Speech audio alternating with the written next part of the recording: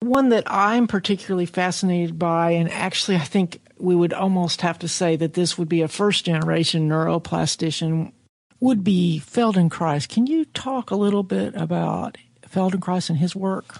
Okay. Well, there were two thinkers that I included in this book who you might say they are old hat. But I actually think that these are people who did absolutely remarkable things in the age before brain plasticity was accepted and therefore were not understood. Some people have heard of the Feldenkrais technique, which is a movement-based technique, and they think that what it is it's something for sore necks and aching backs. But Feldenkrais actually worked with a number of severely brain-damaged people. And I talk about his work in detail with a woman who had a stroke and a reading problem, and a girl who was born with cerebellar hypoplasia, which in her case basically de facto meant that she was missing a third of her cerebellum. It just was not functioning. It wasn't there to function. And I'll get back to that in a second. Just say a few words about Feldenkrais. Feldenkrais was a very serious nuclear physicist. He worked in the Joliot Curie lab that had major breakthroughs in discovering artificial reactivity, and Einstein wrote about them, and he actually was involved in smuggling certain secrets out of France as the Gestapo was approaching their lab in the hope of getting at the atomic secrets. And he went to England. He was clearly a genius who had mastered many domains and many intellectual disciplines. He was also one of the first people to bring judo to Europe, and he had terrible soccer injury. In fact, while he was escaping the Gestapo with these secrets, his knee was acting up terribly. And then he worked for counterintelligence for the British on submarines to protect British submarines, and he often slipped and hurt his knee. And so he began to apply everything he knew from physics to understanding how his knee would work, but he'd also learned a lot of things, and this is where the Eastern tie comes in, about movement and awareness from his judo master, Kano. Basically, he would lie in bed for many hours and just move his knee very, very gently to understand how it worked. He also read a lot of neuroscience, and Feldenkrais basically came to the conclusion very early on that the brain was plastic, that it was programmed by our activities, that mind and brain and body were one, that there is no such thing as simple abstract thinking separate from motor activation, that they're related all the time, so that even when you're thinking a thought or thinking of saying something but you don't say it, if you had your hand on the voice box, you could detect little movements and so on. And that thought always had a motor component. You're lying in bed and you're thinking something that's emotionally upsetting, but you don't get up and do something. But there's tension or high tonus there, for instance.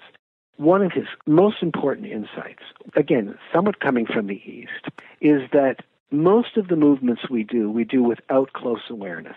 And if you apply awareness to movement, you can change the movement and the structure of the circuit. That's the first thing. The second thing is that the way to get awareness of movement is to slow it down and make it very gentle and light. Only then can you observe the effects of the movement. As he would put it, if he had an iron bar and a fly lands on the iron bar, you can't detect it. If it lands on a feather, you can detect it.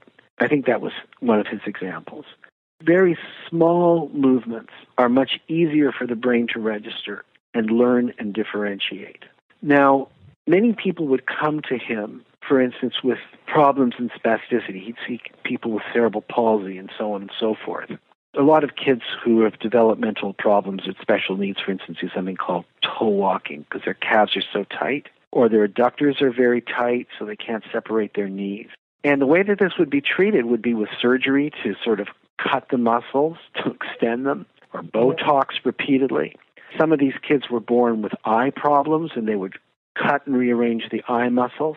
And what he found is in all of these kids, there was very high tonus. And because he believed holistically it was a mind-brain-body problem, instead of trying to correct the high tonus by cutting the muscles, or as some people would do, just stretching them all the time, which causes these children an immense amount of pain, he realized that it's a brain problem. The brain is creating all of this high tonus, and it's very poorly regulated. And he would find that by very, very gentle movements he could get the brain to use awareness to lower the tonus. Now, the best way I can describe this to you is an experiment that he actually did on himself. It's often done in Feldenkrais awareness through movement lessons. Let's say you have a tight neck tension. He would lie down to eliminate the role of gravity on the body, and then he might tuck his head the smallest amount he possibly could. I'm talking about 1/4 of an inch, with total awareness and up and down. And he might concentrate his awareness just on the left side of the body as he did this. And he might do this for 5, 6, 7 minutes, many, many repetitions, just concentrating.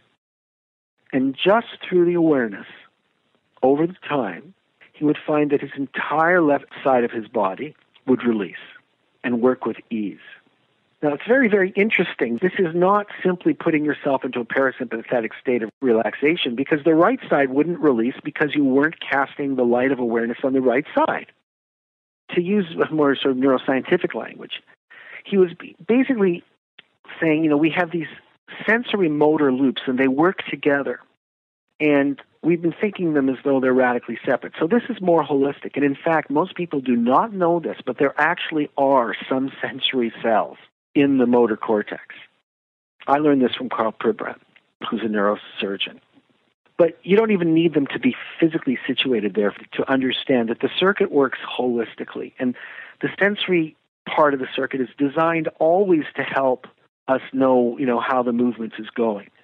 And by using mental awareness, you can speed up this process. Now, later on, you might spend half an hour in a Feldenkrais class just doing an awareness of the left side of the body, and then 5 minutes at most doing awareness on the right side of the body, and it'll release much faster because the right side is learning from the left side. Feldenkrais would say, the right side is not learning from me, it's learning from your left side. The trick here would be to do random movements very, very gently to see what felt best. So the body learns. I love massage, but it's very different from going to massage and kneading the body or pressing acupressure spots, and it's very, very different from physiotherapy. It's an awareness-based approach.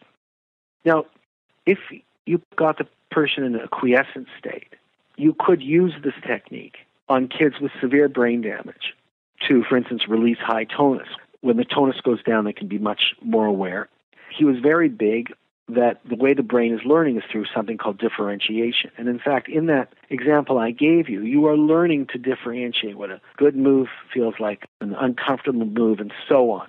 In the book, I have examples of children who were born with brain damage of various kinds being helped. So that girl, Elizabeth, I described, she was practically paralyzed, had very, very few movements, was thought to be intellectually utterly incompetent. And he worked with her on these various differentiations, and he also had a whole theory of development that I can't get into right now. But instead of trying to get her to do the things that everyone else wanted her to do, he got her to do the things that were appropriate for development. Make a long story short, she did advance. At one point, when the parents were completely distressed with this child who was practically immobile, he said, she will dance at her wedding. And over the years, he worked with her. She did work with a couple of other therapists, most notably Anat Baniel, and I believe a woman named Ruthie Alon had some work with her as well. And she did dance at her wedding. And she got 2 graduate degrees. And she spends her time reading Tolstoy and Shakespeare and so on and so forth. So this would be a movement-based intervention combined with thought and awareness that was helpful.